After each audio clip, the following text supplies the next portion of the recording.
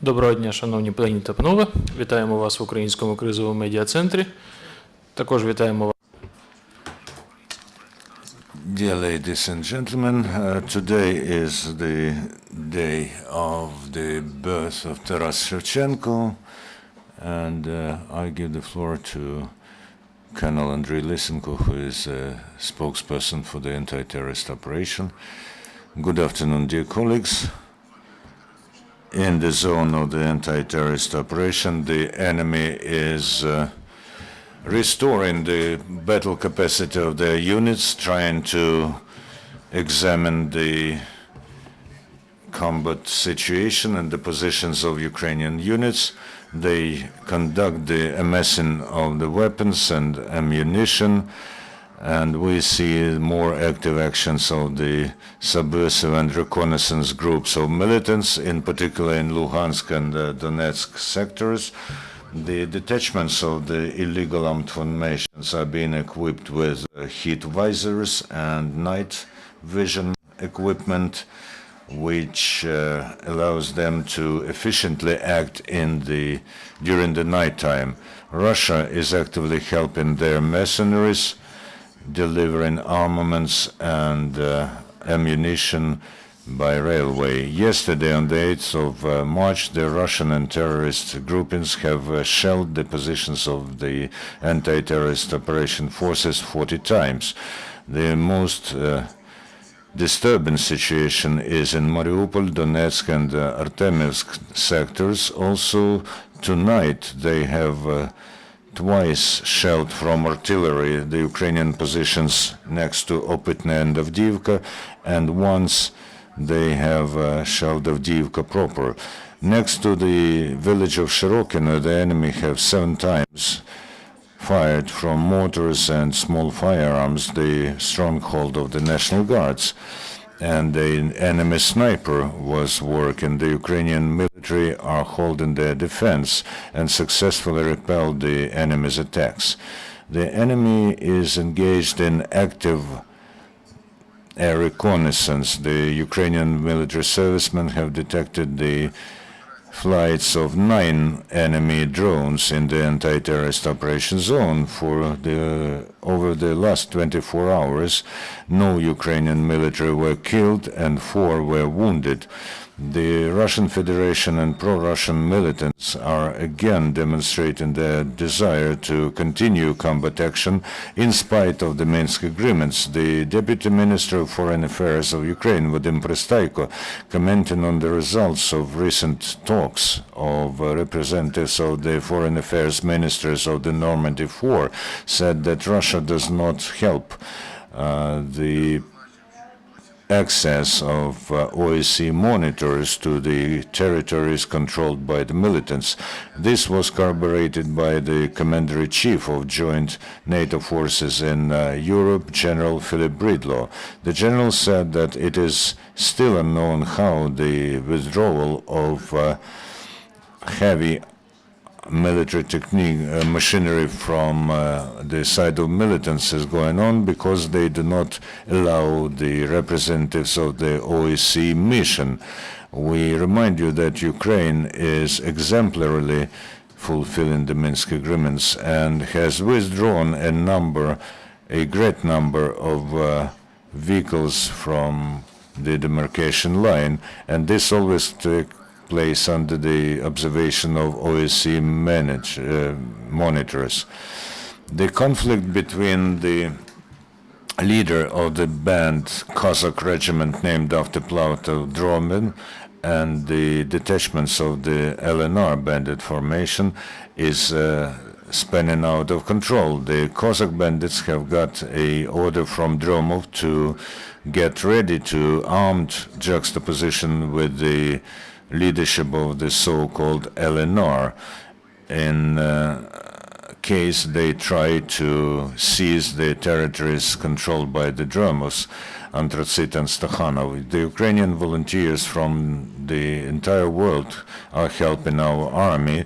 The representatives of Ukrainian community in Spain and Italy, together with the local authorities in Lviv and volunteers, have handed over to Ukrainian military 4 ambulances. There is a rotation going on, and to Zhytomyr from the east, almost 250 commandos have come back, and at the same time, from Uzhhorod to Donbass, another group of local policemen went. They will replace their colleagues on the combat duty in Donetsk region. The civilized world supports Ukraine in her fight against the Russian aggression. The Minister for Foreign Affairs of UK, Philip Hammond, said that EU countries will increase their sanction pressure on Moscow if it does not fulfill the Minsk agreements. The minister also said that London will continue to study the issue about the delivery of armaments to Ukrainian military if the peaceful agreements are disrupted by the militants. As you know, the heavy artillery is one of the major components of a powerful army, and there are many brave warriors among our artillerists. A driver of the self-propelled howitzer Acacia, Alexander, is one of such heroes, and he calls his powerful armaments weapon a little machine. He was using it in the Artemivsk sector and was covering the retreat of our warriors from Debaltsevo. At the moment, Acacia and other heavy arms were pulled away from the contact line according to the Minsk agreements. However, if there is any threat, Alexander and other artillerists are always prepared to give a worthy rebuff to the enemy and protect the Ukrainian people.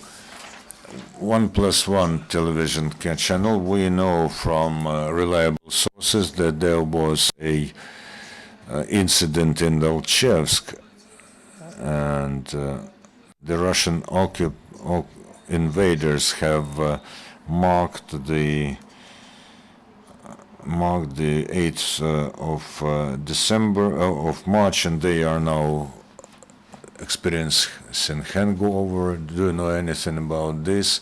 And if that was so, why Alchevsk was not taken back by the Ukrainian military? Hundreds of them are hungover now. Maybe the climate was not right. You see, even the Ukrainian weather is against the Russian aggression, and I think it's going to be very sad for the families to get information about the death of their guys from diarrhea in the steppes of Ukraine. So as you see, even the nature is for us. So we will beat the enemy with all accessible means. We are checking this information, but we still don't have reliable information. We'll hope that we will get it from radio interception from the Russian medics. We still don't have any information. We're awaiting it. Any other questions?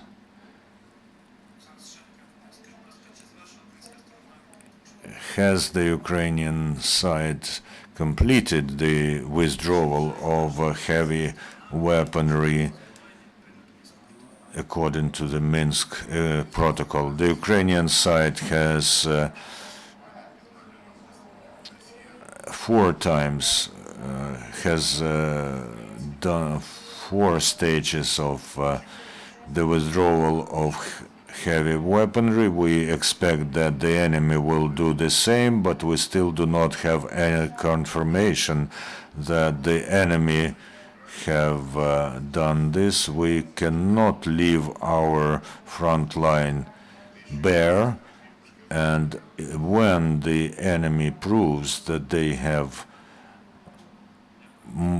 pulled their weaponry back, then we will finish the task. If there are no questions, thank you very much, and the next briefing is tomorrow at